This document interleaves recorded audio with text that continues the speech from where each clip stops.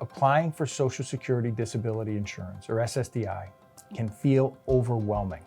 It's a complicated process with a lot of paperwork, deadlines, and medical records and other evidence to manage. This is why hiring an advocate is important and a good idea. The process begins with an application, either online or at your local Social Security office.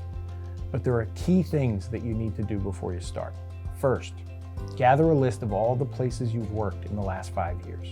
Next, put together a detailed list of every medical provider you've seen, starting from 1 year before you stopped working.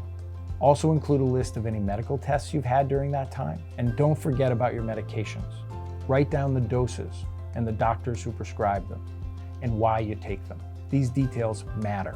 Most importantly, make a list of your medical conditions, the symptoms they cause you, and how they impact your day-to-day life. This will be crucial to your application. Remember, this is about showing how your health challenges affect your ability to function and limit your ability to work.